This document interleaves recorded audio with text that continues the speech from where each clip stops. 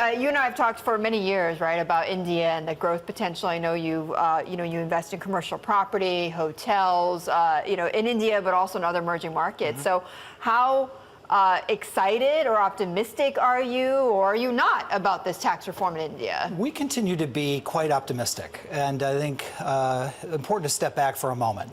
India has long been plagued by bureaucracy and corruption. And those have been two gating items for foreign investors, particularly of scale. Yeah. These last moves, say over the last 6 months, last time we were together, we talked about demonetization at the end of last year.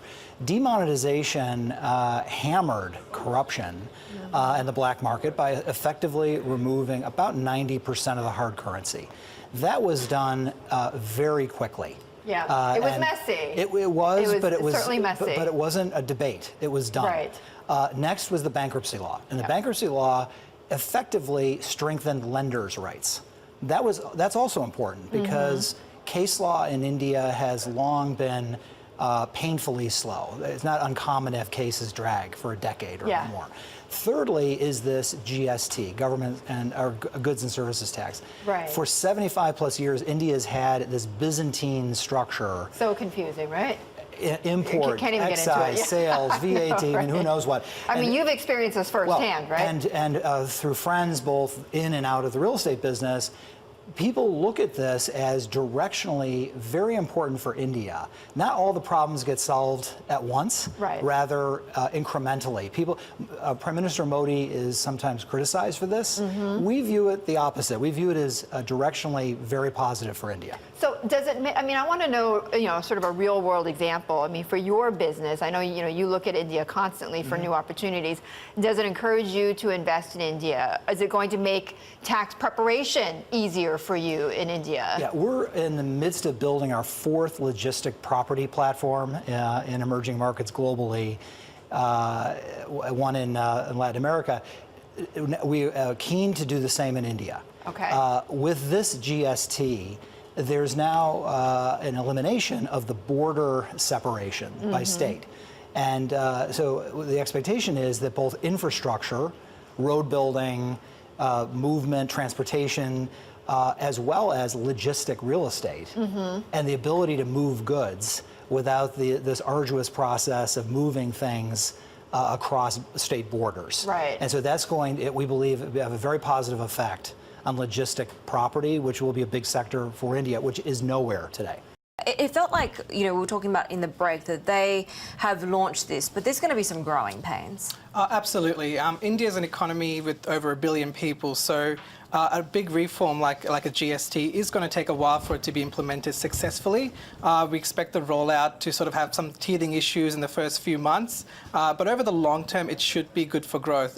But we probably won't see the long-term benefits, at least until next year.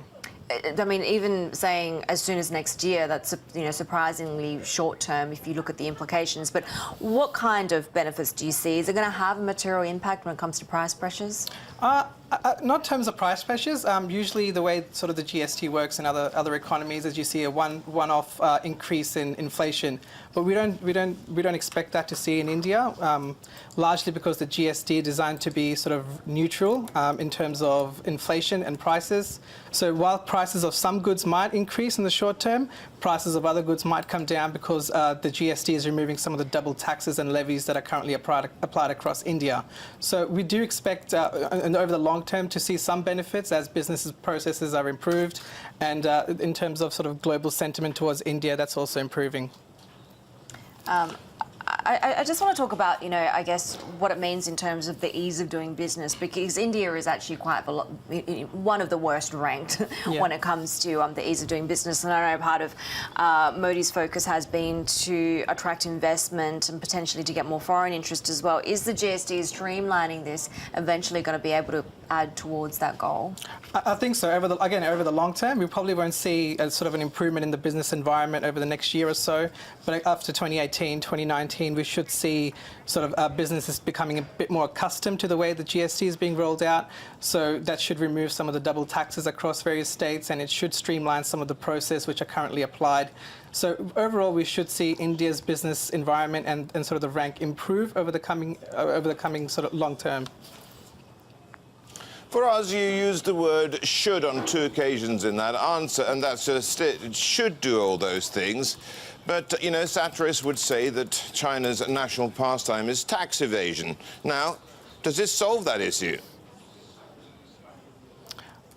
It's probably not so. It's difficult to say at the moment, largely because some of the small businesses will have difficulties in sort of applying the GST. So there's a grace period of 2 months that the government's given the small businesses. In that, I think they'll need to sort of get up to date with the IT infrastructure that the GST is applying. So over the long term, I think overall sort of it should improve revenue, assuming that businesses comply with the new standards. I meant India, of course, and you referred to the answer as India as well. Thank you for that. How hard has it been to implement this whole GST? And on top of that, are they ready, in your view? Look, it's been sort of the GST has been sort of policymakers have been looking at it for the last 10 years, so it's not something that's just happened overnight. There's obviously been sort of back and forth with some of the states and the way the revenues are, and some of the arguments between the states about how much revenue they should be taking on. So I think it's been sort of like a long driven process, and I think now is probably the right time to implement it. Otherwise, it could probably take a bit longer than probably assumed. For us, what about the ratings arm of Moody's? They'll be looking at your analytics in due course, and how closely will they look for the success of GST in terms of how they rate India in the future and their outlook for the country? Unfortunately, I'm not a ratings analyst, so I can't answer that question. However, from an economic perspective, we do expect sort of growth to rebound next year to 7.8%. And that's up from 6.8% that we're forecasting this year. So overall, we do expect the Indian economy to improve over the coming years. More reforms. I mean, Narendra Modi came and it was this enormous platform of goodwill and high expectations. Do you think he's delivered? What should be next? I think one of the main things that investors are looking for is some of the changes in the labour law and land laws. It's notoriously difficult in India to sort of get approvals and for infrastructure purposes. And if those sort of reforms are delivered over the next few years, then I think we'll see another sort of increase in investor sentiment towards India. So far, I think the GST's it's been viewed quite positively by the market. We've seen the Indian equities increase over the past few months. So I think the overall the reform agenda is sort of gaining. The big thing in India around the GST has been transitioning from what was the state on Friday, with lots and lots of different taxes, cascading effects.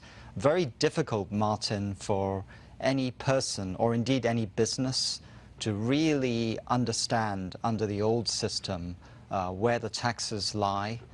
So with the new system, they're looking to eliminate that and create a single national platform.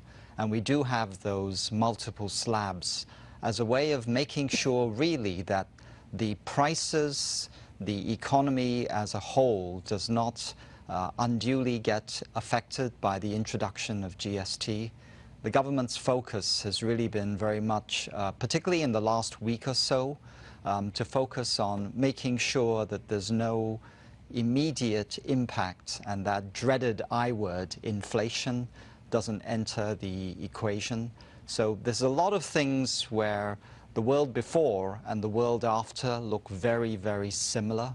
But in the longer term, the hope is that, like with Singapore and other countries, there'll be simplification in terms of rates, and at some point in the future, maybe going to just the one standard rate. Yeah, indeed. I mean, Robert, effectively what this whole GST thing does is it broadens, not just broadens, but also deepens the tax net and co-ops or formalizes what has until just a couple of days ago been a huge informal economy. So I guess that's good. For the government, though, and tax revenues, I'm wondering, when does this become for them? When do you estimate it's going to become for them net revenue positive, minus the costs of implementation, which nationwide must be huge? Yeah, so that's a little bit difficult to predict, as you imagine, Martin, and there are lots of different factors at play. The thinking at the moment is it's going to take at least 12 months for things to bed down properly and for the effects of the GST implementation to really be seen. And I guess the best signpost will be history. And if you look at what happened in Malaysia with the introduction of GST in 2015, things really only started settling down after 12 months. And I'm expecting that there'll be a similar sort of story here. GST is one of the most significant tax reforms, indirect taxation reforms that the government of India is taking. And our belief is that over time it will lead to very significant improvement in the ease of doing business. And let me just give you an explanation of what I'm saying right now. One is it streamlines the tax system, which means that there is one nation, one tax. So there is a complete consistency of tax structures and tax rates. So you create a unified common market. And in my belief, I think India is going to be one of the largest unified market across the world. Okay. So that's one. The other thing it does is it makes compliance easier because everything that a taxpayer is required to do as a service in registration or payments or returns is online. So it makes it extremely easy to comply and very transparent. That's the other thing it does. Okay. You know, businesses in India were dealing with multiple tax authorities. They were dealing with VAT and sales tax and customs and excise, service tax. Complex, yes. Everything now gets subsumed under GST. So it makes it very easy for businesses to interact with the tax authorities. So I think it's ease and it's really a very efficient way of doing business because administration becomes easier. Fair enough, but I mean, as it is now, the GST, you're looking at 4 slabs, vertical slabs, right? Rates that go from mid-single digits all the way up to 28%. And a lot of people say, well, look, you know, other countries, let's say Australia, for one, the way they do their GST, it's just a flat tax. Why can't India do it that way? So, I mean, there's that side of the argument as well. But be that as it may, long-term positive, I think nobody's disagreeing with you on that. Short-term, though, the question is, are companies ready for this? I mean, HP obviously must be, right? You're a tech company. I think a lot of companies have invested a significant amount of energy in creating structures or administrative mechanisms within the company to be ready. And as HP, and I can tell you, we are trying to help in a very big way in this. Okay. What we've done is we have created a partnership with KPMG. So utilizing the expertise, tax expertise of KPMG and the technology expertise of HP to come up with one single integrated solution for small, medium, and micro businesses, because we feel that the pain will be maximum of implementation in that space, and they never have the expertise to go and execute and implement. So we are coming up with an integrated in-box solution, coupled with a helpline where all these businesses can dial in and get access to expertise on implementation, any issues that they want to resolve. So how cool can that be? If I look at all those countries which have implemented GST from their legacy taxation structures, almost without exception, everybody has taken a dip in terms of growth for the subsequent 2, 3, 4 quarters. So I expect the volumes to shrink initially, the participants to get used to the new system. In the transition, the primary driver would be how quickly and how painlessly can we get into compliance mode. And my own guess is 2 to 4 quarters could see a certain slowdown relative to the earlier couple of quarters. GST is just the latest in a number of economic reforms the Modi government has passed through. We just passed the 3-year mark since Narendra Modi became Prime Minister. What's your assessment of the economic policies he's pushed through? Well, he's got the heart in the right place. I think thematically, nobody from the business community have been critiquing that the themes are misplaced or not required for India. So all of them are reasonably high priority items. So to that extent, I think Indian Inc. Is quite happy about some of the transformational themes that he is pushing. What all of us are concerned is about the speed of translating those themes into actionable efforts. You're saying progress has been slower than you expected. Absolutely. I think the pace at which the themes were rolled out to most of our minds, it looked as though the homework around implementation has also been addressed. But what the bureaucracy and possibly the ministries are dealing with, and even the participants in the economy are dealing with, is the ability to narrate to the theme and see how easily they can connect with what is being dished out. Let me bring the conversation to L&T. In your most recent quarter, the March quarter, we saw 29.5% in net profit. Your outlook for this current fiscal year is 10 to 14% in growth. What do you see as the biggest headwind to derailing that growth? Okay, you spoke about the quarter 4 of the year that just got completed. Just to make a point that being project company, we are engaged in projects which take anywhere between 36 and 48 months to complete, and sometimes longer if it is infrastructure projects. So quarterly measures are often misleading, and historically we have always been a product of a system where the quarter 4 is the strongest of the quarter and does not really represent the subsequent quarters that immediately follow. So it's good to context it to year as a whole, at the least, to get the trajectory of growth. We do see, as we enter into FY18, conditions are a touch better than what they were when we faced same time in the previous year. There's a reasonable pipeline of large projects that the government is keen to push through. Financing them is going to be a major challenge because the projects are large, and I think it often stretches beyond the government budgets and the allocations meant for these projects. So external participants are expected to participate. Well, you know, it's been very quick. It's quite quick onto the statute book and actually into implementations, considering it's been talked about for, well, decades here. Is this going to create a new set of problems while trying to solve a whole set of old problems, in your view?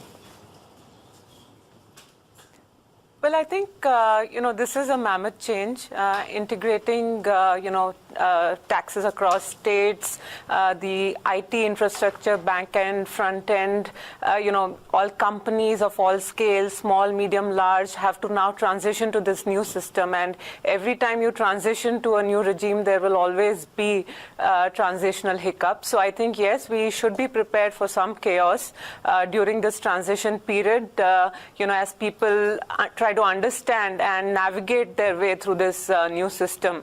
But I think from a more medium-term perspective, there's no doubt that we are moving towards a better system. Right now for each product across different states, you have different tax rates. This new regime, even though we do have 4+ tax brackets, you will have a single tax rate across all states for a single product. So we are definitely moving towards a much better system. There is going to be chaos during the transition period, and we need to evolve this existing tax structure to a lot more flawless system in terms of lesser, tax brackets, lesser exemptions. So I think it's a process that we have embarked on, and I see this as a medium-term positive, but yes, be prepared for some chaos. I think the short-term pain will really be on the business end of things. For consumption, we think consumption might actually pick up insofar that white goods and so on, you get taxes dropping off. But for businesses, they still have to deal with the uncertainty of the multi-layering of taxes, how to impose it. So to get a system around 4 to 5 different tax rates, that's going to be complex. Also, you need to start forming the ecosystem where it fits in with the input taxes, so on and so forth. That will also be a challenge. For the government, ensuring that prices don't run away, there's no profiteering from this, will also be a bit of a challenge, because you don't want to implement it too strongly for the fear that businesses don't get in, you don't get the grey economy into the mainstream economy. At the same time, we can't be too lax because prices then run away.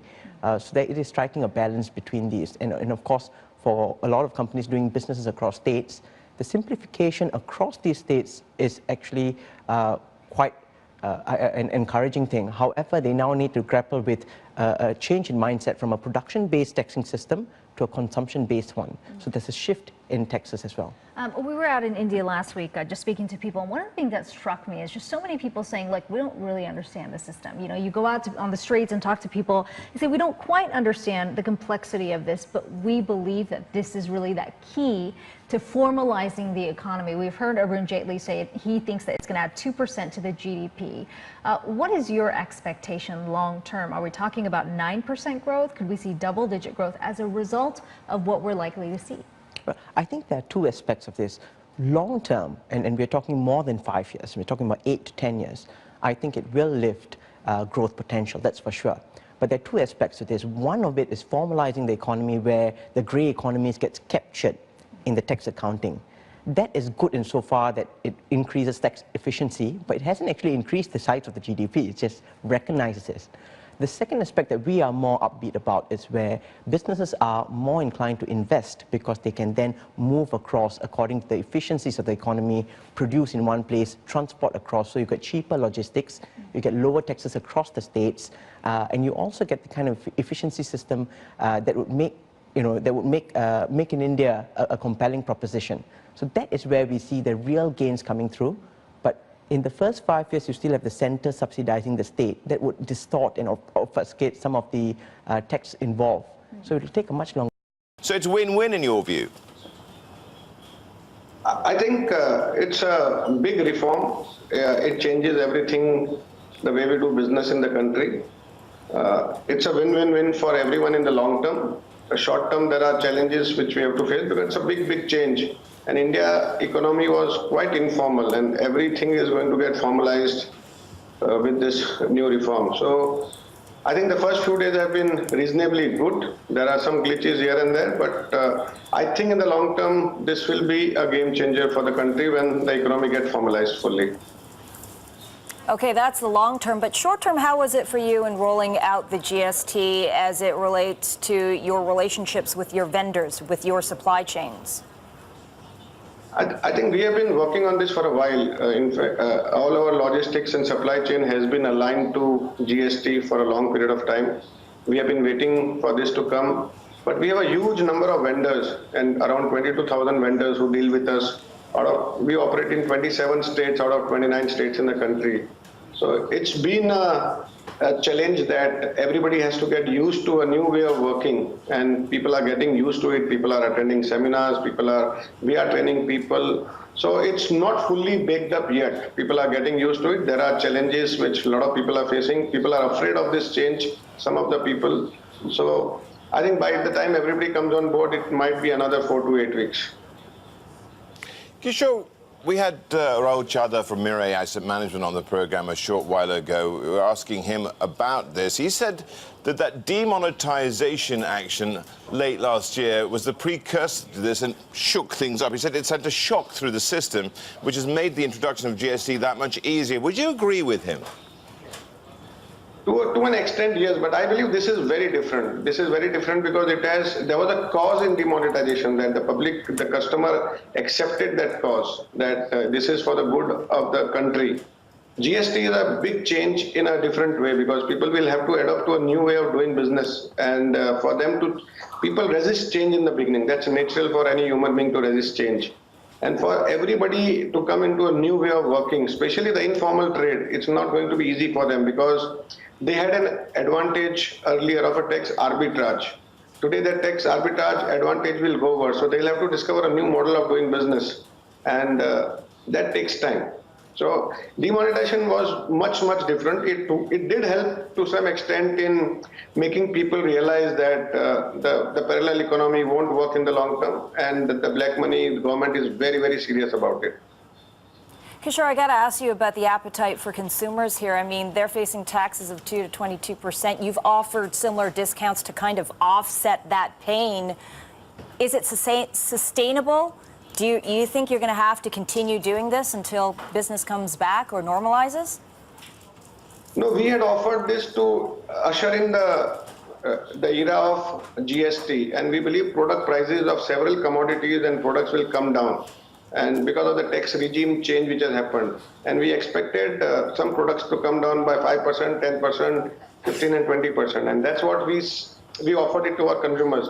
I believe this is a permanent change. There will be some products will be cheaper.